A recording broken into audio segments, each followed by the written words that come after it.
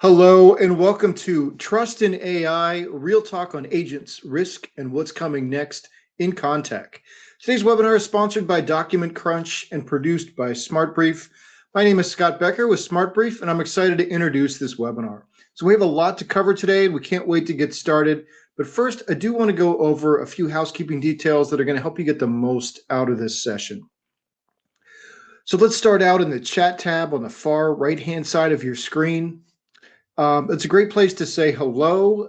It's also a spot for your thoughts about today's topic, your reactions to the discussion, any insights that you have about the topic, whatever you're excited about. It's also a good place to go if you want to reach out to the SmartBrief team in the unlikely event that you have any technical issues during the session. Browser refresh fixes a lot of problems, but another thing to try is the light mode option at the bottom of your screen. That limits some of the functionality, but it puts you in a slight delay, but it can really help if you're having connection problems, even locally. And if none of those steps fix a problem, my colleague Riley and I are standing by to help you out, and we'll be monitoring the chat for any issues that you might have. Now, the absolute best way to dive into the information we're going to explore today is by asking your questions. So let's take one jump over on the Q&A tab and make sure we all know where that's located. So while chat is for all those general thoughts and ideas and connections, that Q&A area is where you should go to ask questions directly of our expert presenters and their team. So that's the queue that we'll be looking at during the Q&A portion. And we always do our best to get to as many questions as we can, either verbally during Q&A or by typing in responses. But we do have a lot of info today. So depending on how many questions we get, we may not get to them all during the session. If that's the case for your question, don't worry. We'll make sure to pass along all of your questions to the team from Document Crunch for follow-up. Now, another stop on our console tour today is the Docs tab. We've got some exciting items in there. Just want to call your attention to. There's a tariff risk assessment, and there's a resource about 10 ways to be more confident in your AI tools for construction. So check those out. Great resources over there. And also be aware we have closed captioning available in 18 languages. So if you hover over the lower part of your screen, you'll see the CC option as well as a drop-down menu for languages. Now, finally, you may have noticed the prize icon. We are, in fact, giving away an Amazon gift card worth $250 as a prize drawing at the end of our webinar. Of course, you must be in attendance for the duration of the live event to qualify for the prize, and you've got to meet the prize terms and conditions, which you can also find in the Docs tab. All right, with all that housekeeping out of the way, I think we're ready to get into our session. So I'm going to turn things over for our moderator for this conversation. We have Jeff Sample, who's an industry expert and podcast host from the Contech crew. Jeff, welcome. Thanks for having me. It's great to be here, Scott. Thanks for the introductions. I'm excited to get this conversation going today. It's going to be a whole lot of fun. So, all right, thanks, I'm going to leave it to you. Excellent. Thanks, everybody, for joining us. Like Scott said, my name is Jeff Sample. I'm the host of the Contech Crew podcast. If you haven't heard of us, go check it out. But today I am going to be joined by two of my favorite people to talk about AI and construction tech in general. That's Trent Miskelly and Josh Levy. Come onto the stage, guys, and let's have a little conversation. Trent, go ahead and introduce yourself and let them know what you're up to. Hey guys, my name is Trent Miskelly. I'm the Chief Technology Officer for Document Crunch. I've been building products in the construction technology space for better than 15 years. First company was Assemble Systems, which is now part of the Autodesk umbrella, focused on helping BIM teams understand what's in their models and make best use of that data. Also spent some time in the bid management and subcontractor pre-qual space, focused on Smart Bid, and then came my way over to Document Crunch 3 years ago, actually, on Cinco de Mayo, and have been off to the races ever since. Really, I've been inspired by the mission that Josh and the founding crew have laid out there. So very excited to be helping teams with risk in construction. Well, and joined with us is Josh Levy, my good friend. So, Josh, go ahead and introduce yourself and let people know what you're up to. Yeah, I'm Josh. I'm the co-founder and CEO of Document Crunch. Unlike Trent, I have not been building product for a long time in the construction industry. I have been in the industry for a long time, and of course, my background's a part of our founding story. But Yeah, I've been at this at Document Crunch full time for 4 years now. Was kind of in stealth mode the 2 years before that, so a little bit over that actually, and just really excited to be here today, Jeff. Yeah, I am too. And before we get rolling into this, we're going to see how good Jeff can do when it comes to polling. So we're going to ask a little bit of everybody about what's your role in construction. We just want to know who we're talking to. So jump on in. I'm opened up that poll, and go ahead and give us your votes. And you'll see it pop up on your right there if you didn't. And like Scott said, as you guys are answering this is really a back and forth conversation. We have some things we want to talk about, but ultimately it's about talking with you. So feel free at any time to drop things in the Q&A. I'll be watching that for you. All right, we got votes coming in. A lot of legal and risk, a lot more project and field. I want to see that. Project and field here. It's not worth doing if it's not in the field, right, guys? And I think we've got them all in, so I'll go ahead and share those. Hopefully you see that. So you could see, we got a good percentage of field and other. We probably should have put a little, hey, if you've got it in the chat, go ahead and throw what that other might be, and I'll keep an eye out for that while Josh is talking to you next. So I'm going to go ahead and bring back the slides if I can. And what are you working on, Josh? Talk a little bit about the problem and why we're here today with Document Crunch. Yeah, so look, it's a big industry worldwide. We know that. For you field people out there, you'll appreciate this, but kind of at the core of every single thing going on in this industry is the contract. We're contractors. We're called contractors. The contract and other documents, really, it's kind of like almost structural, like rebar in concrete. It's really, like I said, just at the core of everything. And in this massive industry, when 50% of jobs, I think a recent study by Procore showed 50% of jobs worldwide are finishing over budget or over schedule, which means that 50% of the time, some stakeholder, whether it's a general contractor, a trade partner, an owner, an architect, an engineer, an insurance carrier, 50% of the time when those projects are finishing over budget, over schedule, one or more of those stakeholders is going to win the lucky sweepstakes of having to pay more to complete that awesome project than they thought they would when they signed up for that project.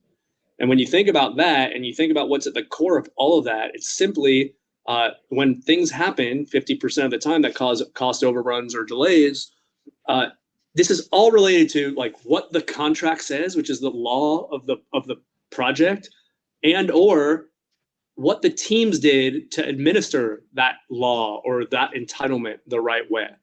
And so this is just a massive problem that our industry has. When you think about, margins are pretty slim in our industry. They're not getting better over time. In fact, they're getting worse. And there's a lot of reasons for that.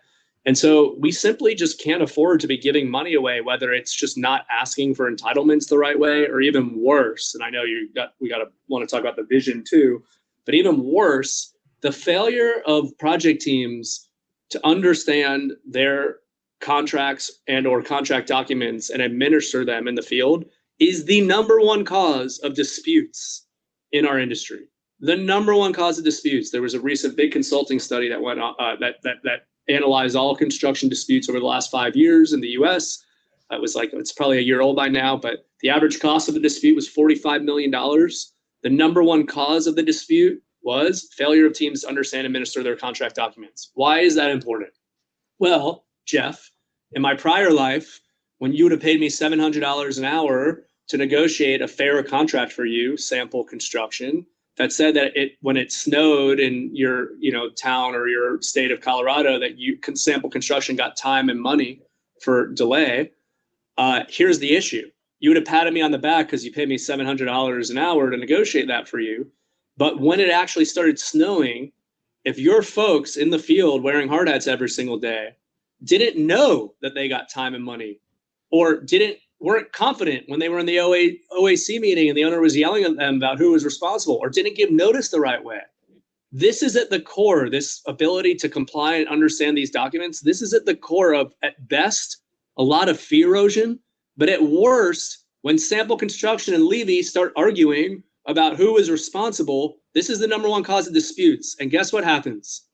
Sample says, I'm going to put Levy's insurance carrier on notice. Levy says, well, I think it was the owner's fault. The owner says, well, I think it was the architect's fault. And what I'm trying to say is these disputes are never mano a mano. They always spread like wildfire across every stakeholder in the construction industry who has, a stake in project outcomes. And so that's the problem that we're solving for. And I think you can probably go to the next point here, which is the bigger vision. Oh, well, I guess we'll get back to that. So anyway, we'll get into what we built in response to that. But the overarching vision is I see an industry where there's no disputes and stronger relationships. So you think a lot about like the safety culture and the safety movement that our industry has gone on over the last several decades. And just like every safety incident being one too many, I believe that every dispute is one too many, because behind every dispute is strained relationships, is wasted money, and is a lot of pain and suffering. And so we see a world at Document Crunch where we can drive disputes down to zero and have stronger relationships in our industry as a result thereof. And that is what I wake up so excited about every single day. And you say, well, that's an ambitious and lofty goal. It is, just like getting to zero safety incidents. But we know we can do it, and we believe it would lead to better outcomes for our industry. So what are we doing about it every day? Very simple. We're empowering teams to confidently make better decisions that allow them to reduce risk and drive better outcomes on their projects. So everything that we're going to talk about with like the Document Crunch software product or AI is all related to this mission. We want to just allow teams, we can't stop things from happening on the job site, but we certainly can help things from going off the rails. And how do we do that? By ensuring that the right people have the right information at the right time to make good decisions and not end up in this scenario where Sample and Levy are both pointing fingers at each other. And now some little argument is spreading like wildfire to all these other stakeholders and turning and ballooning into a dispute. Because again, just like safety incidences, this is an industry that does not need to be beholden to the cost, pain, and suffering of disputes. So we're here to lead that movement and to bring the industry to a brighter place. And that's what we're so excited about at Document Crunch. Yeah, I think that hits on a couple of things, and I want to bring Trent in on this in a second. But you're not saying that you're ending the contract. What you're saying is we're going to do what we finally wanted to do and operationalize the contract and allow it to give us a place to move about the project freely, right? It's the basis of how we communicate, what we communicate, and what we need to do to be compliant, because then we're free to collaborate. We're truly free to work together. We're truly free to move things forward, because currently we're stuck in a world of like, did I do this? Did I do that? Should I do this or should I do that? Instead of, this is what I should do. We do it, and now let's handle it. So I'm interested in, Trent, you coming in and you talking about how seeing that vision and seeing that push, and what your take is on kind of what you can do to continue to empower and move the industry forward, not just here with Crunch, but along the lines of AI and other technologies.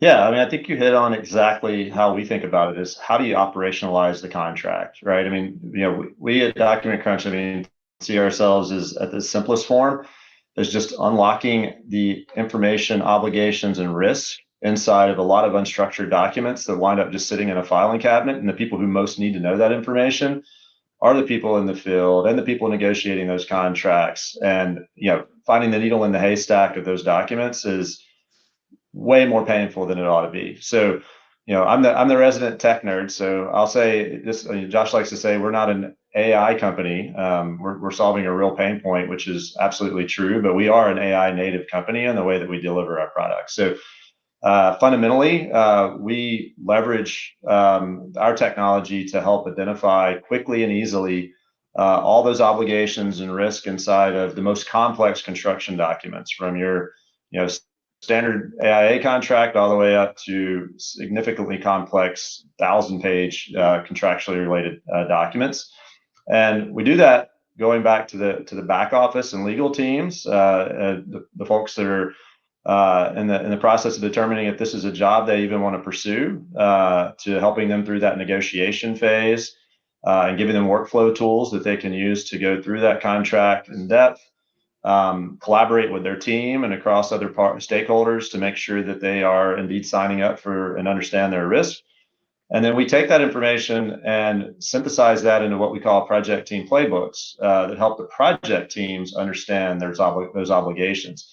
And that's really critical because I think one of the secrets that I always hear as I go into pretty much any company that we talk with is that the people who most need to understand what's in their contract documents don't, because they're not either reading them thoroughly, understanding them thoroughly. And I mean, the truth of it is, I mean, they're just trying to get to the job and get the job done, right? They're not sitting around thinking about those obligations all the time.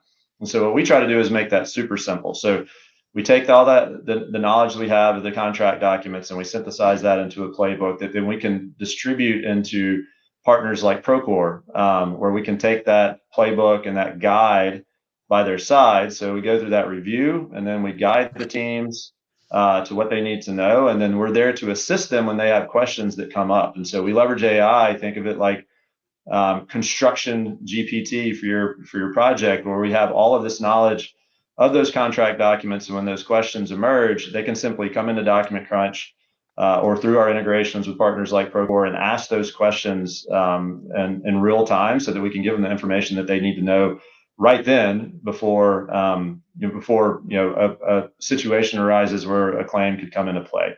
From helping them understand how to send a proper notification, like a weather notification if there's a weather delay, and many other use cases surrounding that. And so we're seeing just a huge adoption rate of those capabilities come into play. And it's not just for general contractors. I mean, subcontractors are a big portion of our customer base that we're helping every day. We're seeing insurance companies and sureties come into play that also are also trying to understand risk and obligations on those projects. So we feel like we're really starting to see the early days where we can take and operationalize, as you said, Jeff, the contracts into the day-to-day of the construction project. Yeah, it's awesome. I'm going to stop the share because that's the end of the PowerPoint, so everybody knows that we're here really to have a discussion.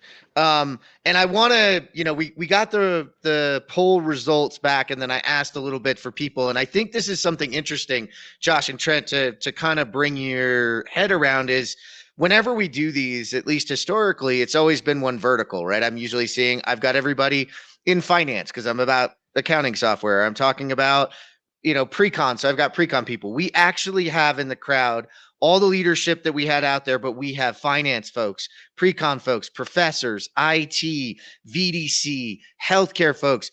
That's the depth of what we're talking about of impact of AI in the future and on our industry. So I want to kind of get an idea of why is this such an all-encompassing need? Why are we seeing all these different people in one place right now to listen in and hear about this? And Josh, I'm going to kick that to you first. And while Josh is talking, guys, I'm going to try and kick out another poll because we do kind of want to know how many people may have experienced one of these problems they're describing. Yeah, Jeff, you're talking about like why around this problem space, is that right? Why around this problem space? Yeah. So let's go back to it. Anybody who's been in the industry for any period of time knows what it feels like to come up a little short on a project, and really knows what it feels like when a project goes off the rails. It is literally a career limiting or torpedoing event when you are a part of a project that goes off the rails. We talk about, again, like the contract and contract compliance being as fundamental to every single workflow as rebar is to a superstructure in a construction project. And I think about like the power of what we're doing across the entire project lifecycle. I'm glad you mentioned all these different stakeholders, because these are the folks that are using us, as Trent was alluding to, all the way from pre-construction to, or I should say from pursuit bidding through pre-construction, through the construction phase. Every single workflow that we go through, it requires a working fundamental knowledge of how to administer the contract and the contract documents. So going back to this bigger vision, just like a hard hat and safety briefings and whatnot, Document Crunch has become this proactive layer of protection that helps teams stay aligned, make informed decisions, and avoid costly claims. And that is what this is about. That touches every single stakeholder in the entire planet, in every single one of these companies across the entire ecosystem. And so again, I'm going to just be bold as bold can be, Jeff. We can bring this to zero, and we can talk about what we estimate some of the costs of this to be to the industry, but we could bring these costs to zero. And more importantly than even that, we can bring you to brighter relationships, because we all know, Jeff, anyone who's been in this industry for a long time, what's one of the biggest KPIs of a successful project? I've been in this industry my whole career. I forgot to say that as a construction attorney and executive. What's one of the best KPIs for all you owners and contractors out there? Would you run it back with the same team on your next project? Well, we can't have a show of hands, but I spoke in front of about 200 people at NAWIC yesterday in Atlanta. And anyone who's been on a project off the rails knows that that's usually the breakup, right? That's the breakup situation. So not only can we drive these costs down to zero, but we can drive you all to easier, more frictionless repeat business, more profit. I mean, the better relationships, a more joyful industry. That's what this is about for me. And so again, just like the safety movement, this isn't one person's job. It's a cultural shift. We're here to lead that movement, but it's going to take us being bold and knowing that just like safety, every dispute is one too many.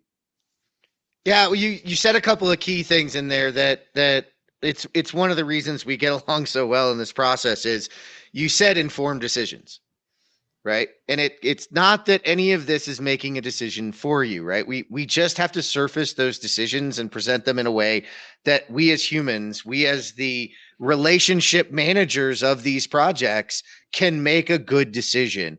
And we're not saying this isn't going to be a relationship business. It's always going to be a relationship business. And people get this mixed up when it comes to technology. And Trent, I'll bring you in here in a second on this one, but it's like, listen, your heads right now in previously modern, I can't say modern because like the AI movement is here, but before this movement, our heads were down in the technology. Our eyes were down.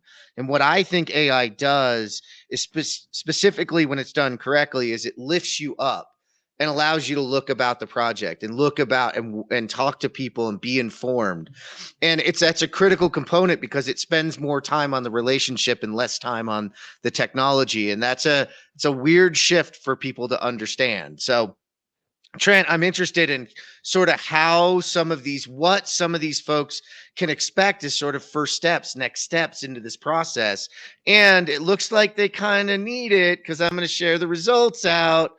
And kind of as we all agreed, to the 7 of you out there, maybe you just don't know about them. Just kidding. That was just a joke. But, this is the final phase of construction, right, Josh? Litigation. And unfortunately, I had a whole career as my profession that was made on this. And yeah, this is the reality. Doesn't have to be this way. No, it doesn't. And it shouldn't. And it just shows the area for impact of the new tools and technologies with Crunch and others involved. That was another key component, I think, Trent, that you talk about a lot. It is a partnership. It is an ecosystem. So what are some of the first things folks can think about doing to make the step forward to sort of change the way this is going? Well, I mean, I think folks aren't, you talk a lot, Jeff, we go way back. And I mean, you've talked a lot about like if software is not solving a pain point, there's no point. So one of the things that got me really excited about the mission of Document Crunch, even before I joined, was that essentially what we were trying to do is put Josh's brain and some of our other co-founders' brain in a box, right? Like all the things and lessons learned that they had through dealing with disputes. As Josh used to say, a line out of his office of PMs that are asking questions about problems that have already happened, right? So you're behind the 8 ball right from the beginning. How can we pull that forward, right? And give people like an easy button to identify issues and they know how to respond to them. So a big component of what we do at Document Crunch is simply providing like rationale and insights to how do you deal with a situation, or how do you at the negotiation phase and when those issues occur in the field, and then how should you respond to it. So we're not here to make the decisions for the team. We're here to support the team in making those decisions when they occur. And I think that's a really important component of it. So I mean, we really want to be that guide by your side throughout the course of the project, and making that super simple. So what can they expect? I mean, you can expect to simply upload a document and a contract into our system And we have out of the box checklist for you to be thinking about your new review. As you mature with Document Crunch, and every organization, I mean, every GC, every subcontractor wants it their own way. You can tailor and customize those reviews to fit your needs, and you can offer your own positions there and education to your team and how they should respond to certain compliance scenarios when they emerge. And I think that's the simplest thing that we should be helping teams with, and that's where we see folks really leaning in. Is that one? Easy button out of the box. They get a lot of insights that we've already pre-built and pre-baked in for all sorts of different scenarios, from prime contracts to subcontracts to specifications, you name it. And you can really build any workflow that you want around that solution, and you can make it as collaborative with your team as you like. And that really is where we see engagement happening. And like I said before, taking Document Crunch where people work is a big component of how we think about our solutions, right? We don't want to have people coming and thinking about coming to Document Crunch. We want them to have those guides by their side when they need them. So that's where we see people really leaning in. And where we want to go is we want to get to a point where we are able to automate more of this compliance. We don't want to even have people thinking about asking the questions. We want to be answering the question before it even happens. So you'll see us leaning heavily into things like monitoring daily logs, or where information can come up that indicates like a compliance event has emerged. And so that's where the world's going. But we also know that everybody is now getting comfortable, or more comfortable, if you will, with leveraging AI for different scenarios. And so we're kind of stepping with the market. So you'll see us sort of putting information in front of our customers to help them, but you'll also see us moving towards automation of compliance and notifying them when they need to take action before a claim or dispute arises. Yeah, and on that note, you've segued us in really, really well. I'm going to open up another poll here, and yes, we're trying to interact with you guys a little bit here. Is how often do you use AI? Because Trent, I think we live in our bubble a little bit. We're pretty forward thinking and using it, but this has been one of those things where I'm seeing a lot more people actually getting involved in using, but it's not evenly distributed at the moment. And to your point of integrations, this is something I've been preaching since I got into the industry, that, as we look at a productivity issue, like Josh and Trent talk a lot about the contracts, et cetera, but some of the other problems that we have in the industry is a diminishing labor force, right? We're also seeing a lot of our knowledge leave the industry as well.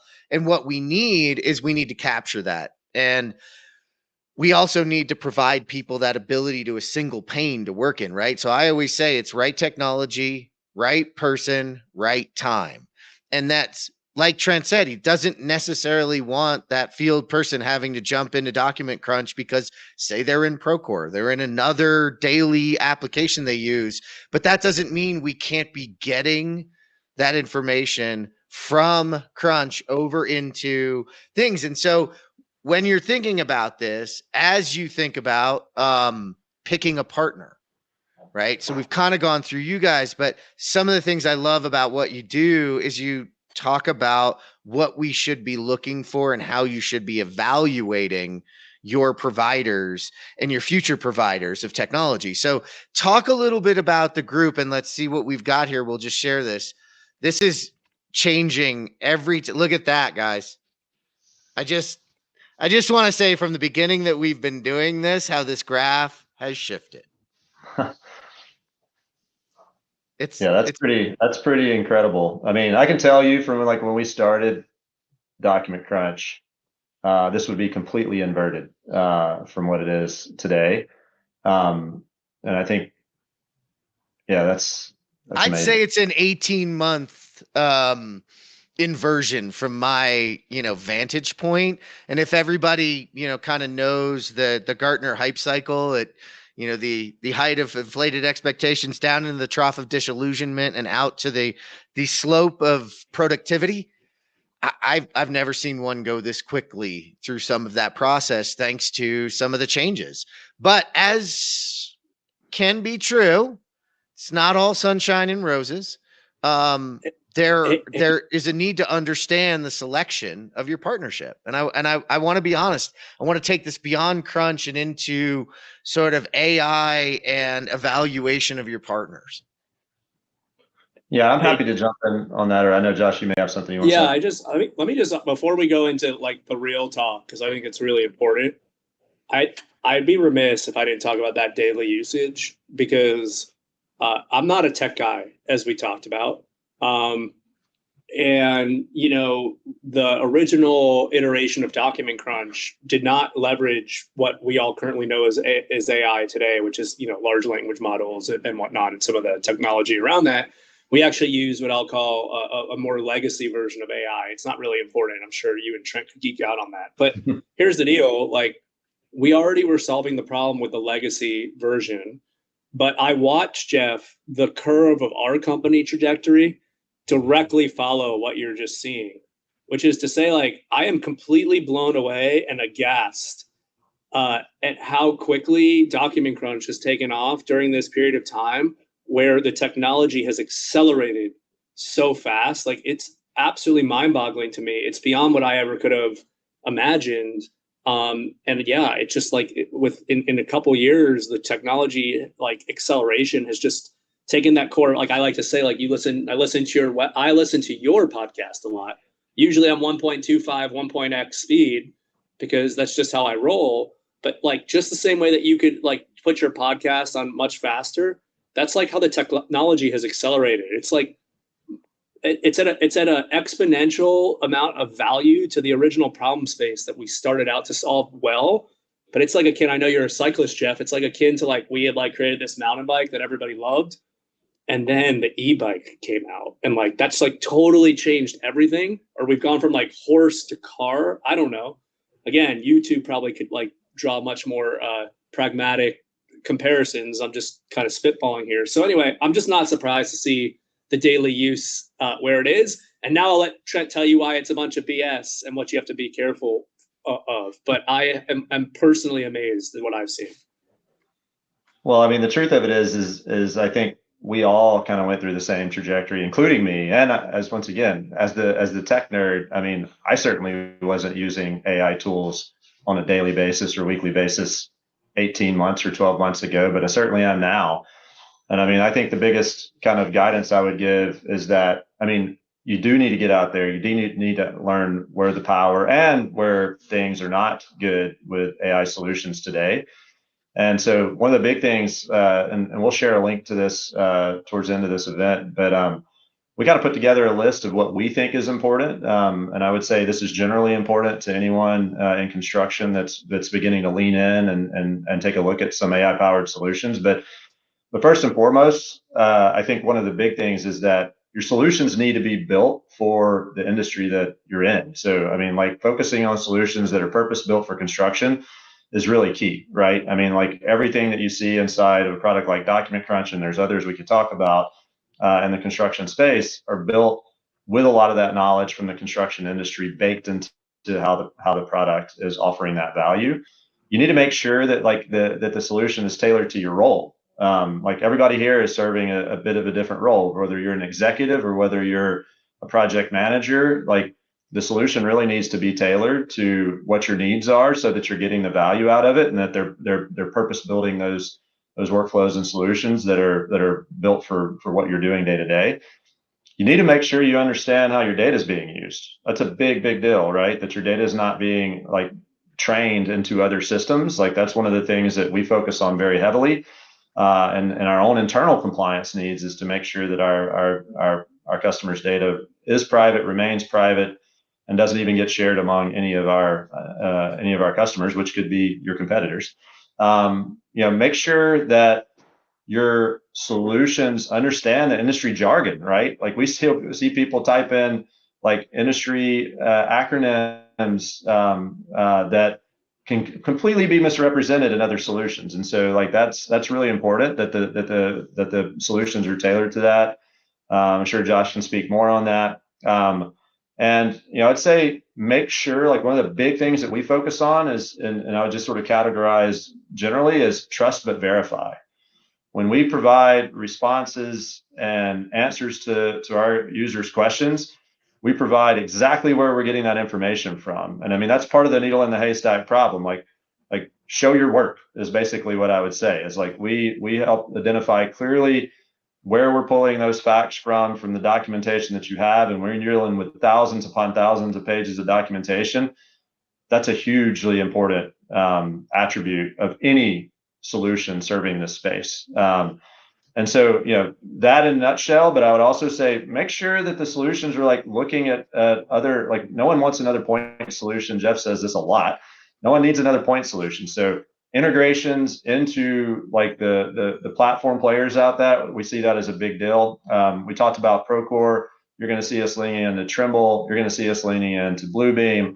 Those are, I think, building that ecosystem and bringing this great power of AI into those other solutions is going to be a very important thing for you to think about when you're making that investment, right? You want to see it play into the ecosystem of solutions that you're already using. So, like I said, we'll share out some additional items to go in a little bit more detail here, but in general, like those are the big ticket items I'd be thinking about when looking at construction AI solutions.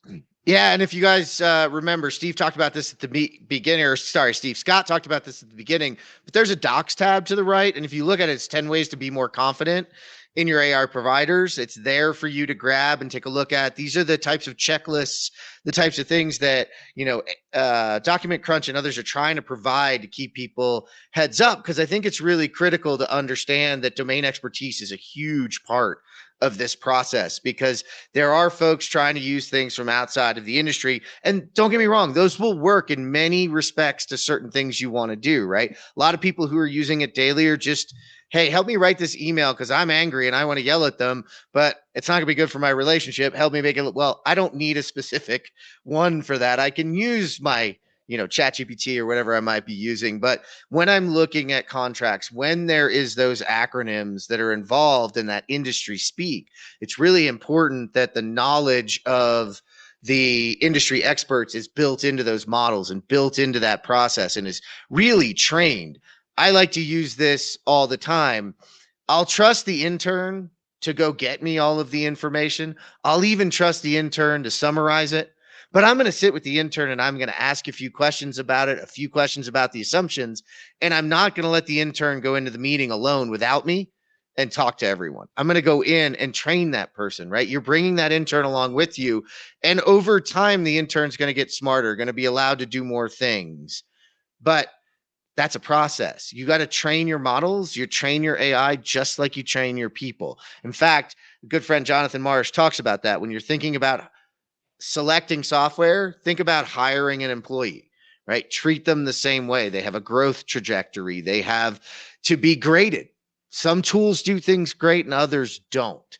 And that's, it's just the nature of the beast, right? It's the way that we have to go about this. So I'm wondering, Josh, through this discussion, like what are some of the other things that are that you're thinking about here in selecting them, but also, look, it's not the first time we've come across a few people trying to sell a few bridges, if you know what I mean.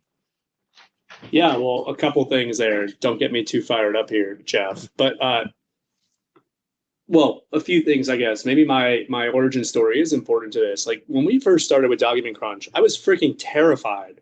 Man, I'm a construction lawyer, like my whole career. I was terrified that we, could overstate how accurate we were, or that this was a total automation layer. Like it's kind of like embedded in who I am, and the technology's gotten a lot better. Something that Trent hit on, but you didn't just mention, I think is super important, is like, how about just like cite your work and like directly bring someone to like exactly, not just like a site, but like visually, like the equivalent of like putting a sticky tab on like, hey, this is where I got the information.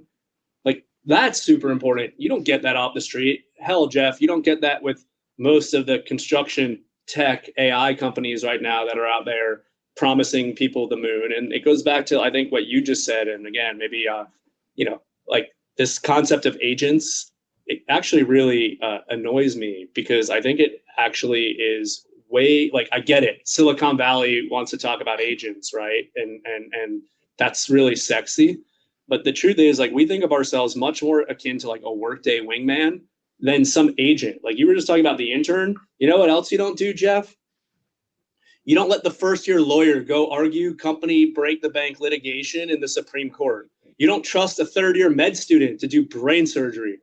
Like you don't like what when we're talking about all this agents, like it's an overreach to me, man. Like show me, don't just show me where your work is. Show me how you decided that you were good. Like where is the supporting industry corroboration? Who are the people that are going to stand up and say, I'm using this and I agree? But better yet, how do you measure it?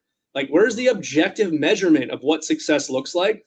So you're not going to hear from me or Trent here that we're looking to totally automate everything that we're doing. We're looking to supercharge the people that are doing that work and provide, again, like I said, like a hard hat to those people. But just because you give someone a hard hat, if they're looking down texting all day, they still might bop their face on a beam on the job site. Like we can give you a hard hat, but you still got to do the work.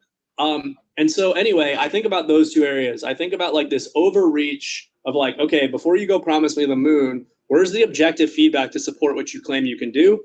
And like candidly, and Trent can talk more about it, like we're still on a journey there. We haven't like totally arrived in how we're thinking about that yet, but we promised the industry that we want to be transparent and real with them. And so no, we're not going to like automate everything for you. We are going to supercharge you. And similarly, we're going to show you how we got to our answer. We're not going to give you some half-baked BS, like, just trust us, bro. It's cool.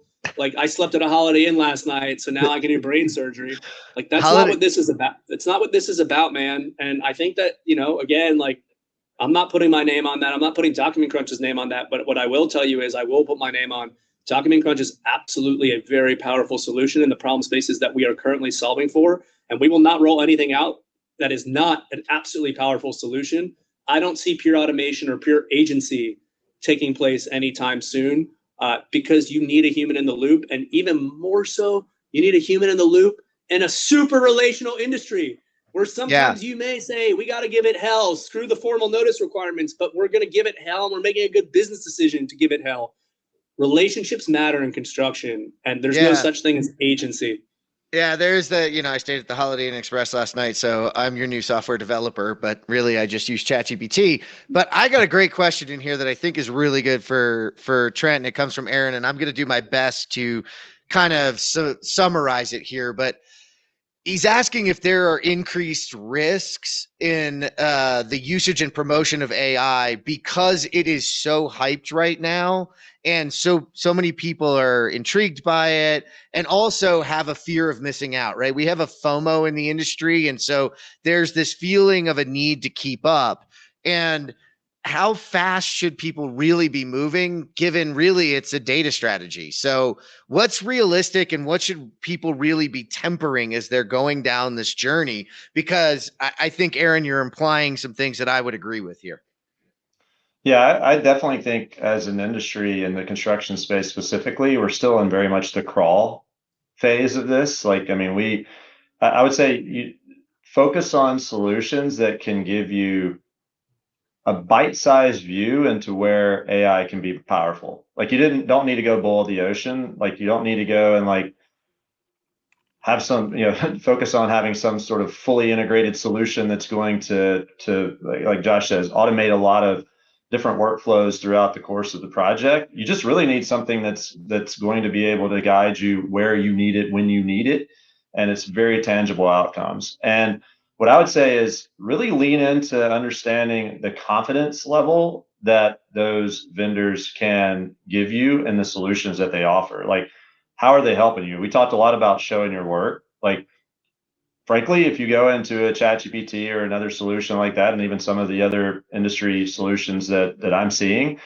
there's not enough focus on giving you the right feedback so that you can feel confident in the outcomes you're getting from these solutions. So I would say really lean in there, understand that, like have a point of view on what you need. Like for us, the most tangible thing that we see people coming into is they are already, in some cases, understand what they need to know from their contract. So it's very easy for them to understand what we're giving them, right? And how that's demonstrating value. And so I would say that, once again, we're at the crawl phase. You need to be looking at solutions that give you tangible value. I'll give you a great example of this.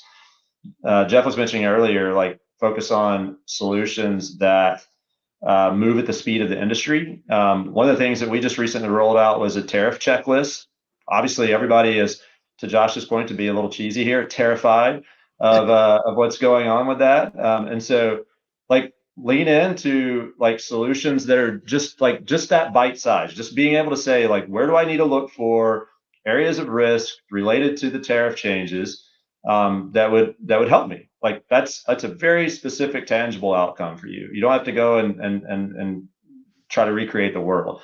And I think that's how I would think about it. Like, I mean, just get into that mindset and just bite-sized chunks, and that pulls you into stuff. Like we have people now that started out.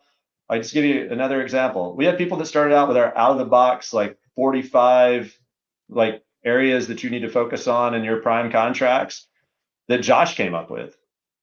We now have people rolling out, like I saw a customer the other day rolling out a 350 item checklist that's like tailored to their exact world, because now they get it and they're like leaning in heavily. But you don't need to start there.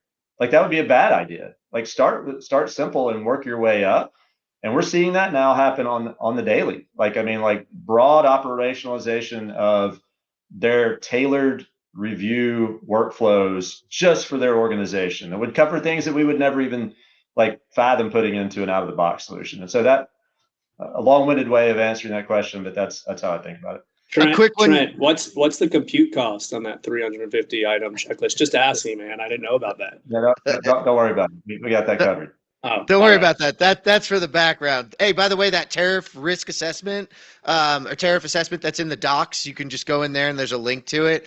But also, I'm going to jump in because I think in reading further Aaron's question, I really think that the AI usage and where you can move with it is going to be very individual, because he hits it at the end here about data strategy.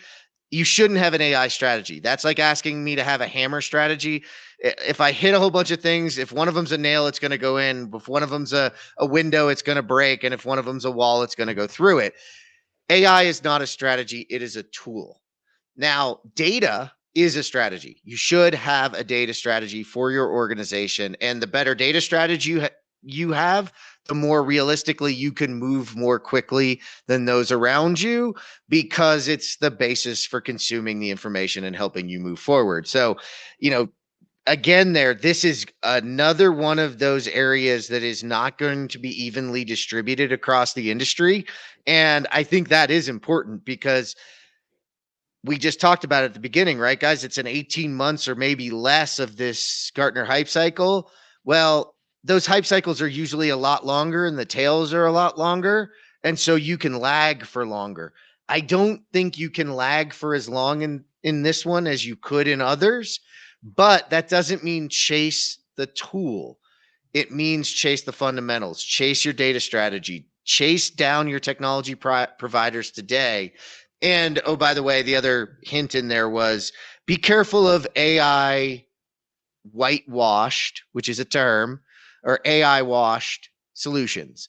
You can put a chatbot inside of your tool and call yourselves AI now. And that shouldn't be allowed, but we can't change the world that way. So it was a great question. I really liked the discussion around it. So any final thoughts on it?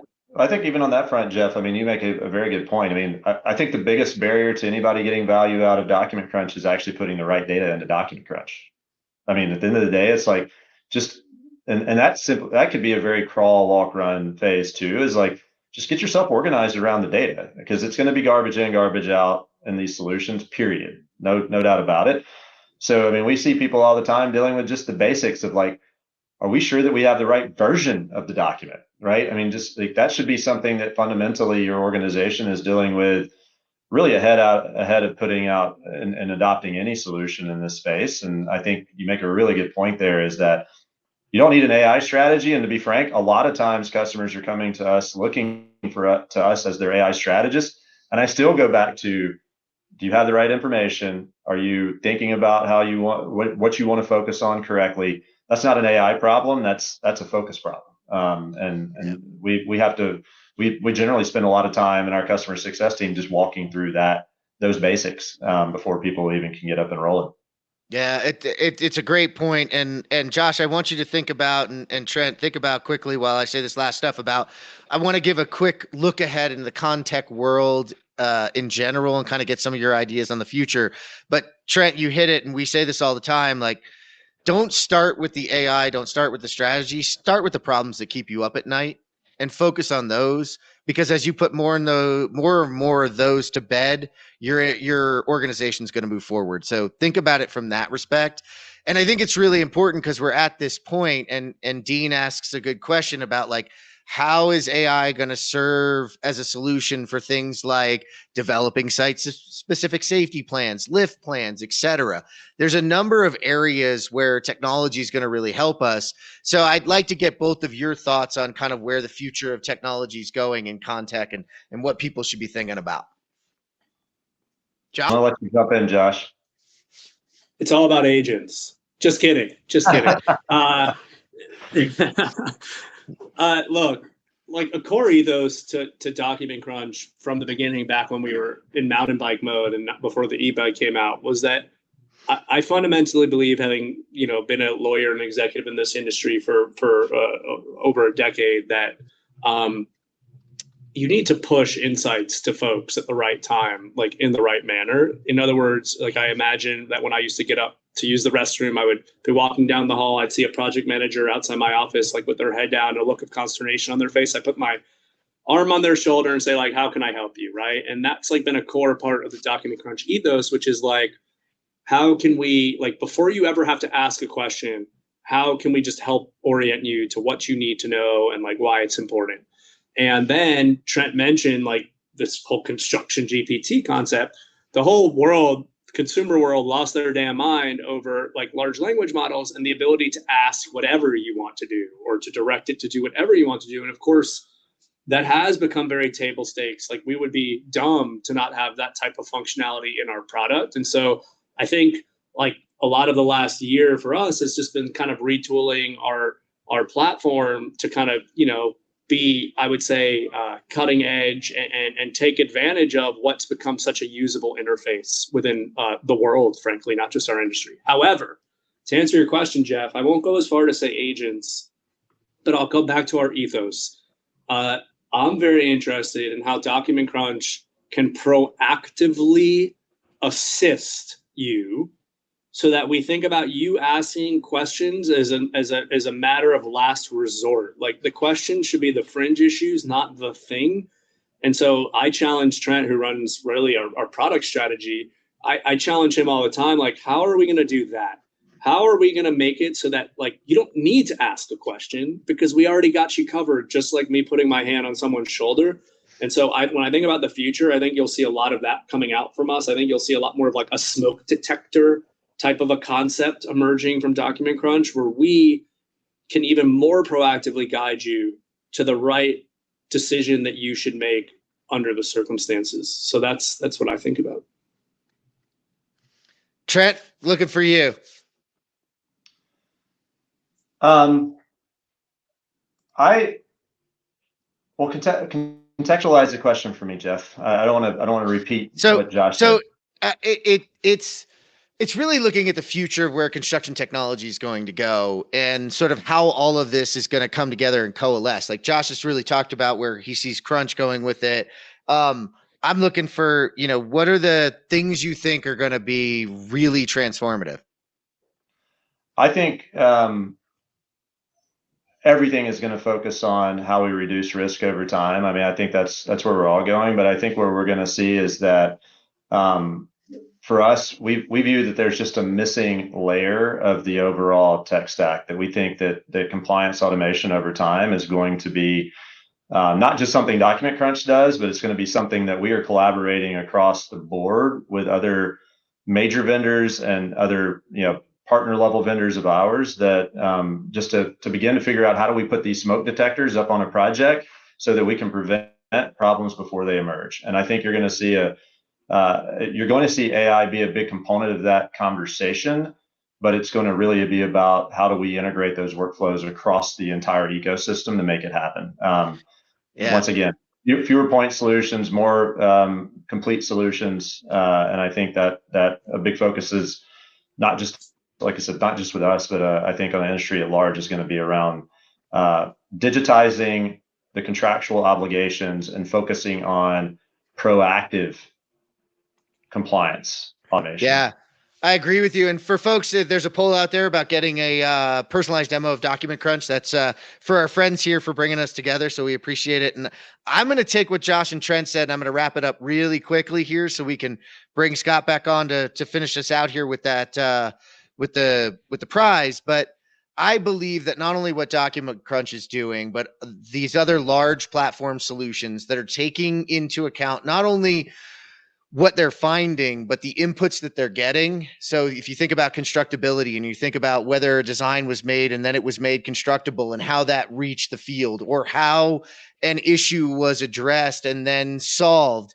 as we start to take all of that information and feed it back into the beast, we're going to start to understand and have insights and be able to connect things together that we never could before, so that from the earliest phases of pre-construction and design through to handover, we're not only going to have smoke detectors, we're actually going to have leading indicators and draggers forward that take us into new selections, that take our past history and feed it in so we not only don't make the same mistakes, but also choose the right outcomes. And I think it's all based on less point solutions, more connected and integrated data structures and solutions, with tools like AI and others built on top of it to take us into the future. So that's sort of my wrap up. And Josh and Trent, it's been awesome to sit down with you guys again. I hope everybody in the crowd got their questions answered and learned a little bit, because I always do when I sit down with you guys. Thank you, Jeff. Always fun. This was awesome, Jeff, and we really appreciate it. Great discussion. Hopefully, everyone's a little bit more educated on what they should expect. I think we are. And Scott, with that, we'll bring you on stage, my man, and let's get us a winner.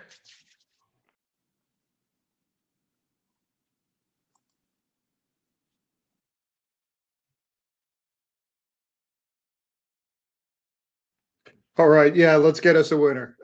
Great discussion there, Jeff and Josh and Trent. And before we get to the prize drawing, we do have one quick favor to ask of you all today. We're opening up a quick survey that we'd really appreciate if you could all fill out. This is just a short survey for those of us on the Smart Brief team. We just want to know how we're doing and what y'all like and don't like about our session. So results of this survey are going to affect how we deliver these events for you in the future. We really want to make sure we're meeting your needs. So we'll give you all just a minute to fill that out. And while you're filling that out, I'll just mention a few things. Like Jeff mentioned, there are great resources in the Docs tab.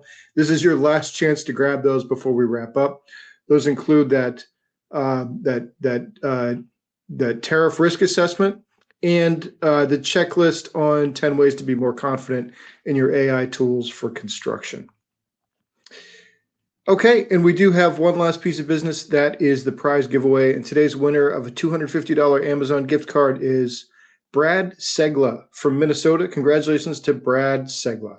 As always, we'll be in touch about claiming your prize after the event. And with that, on behalf of the Smart Brief team, I want to thank Document Crunch for making this event possible. And a giant thank you to Josh and Trent and Jeff for a super interesting chat.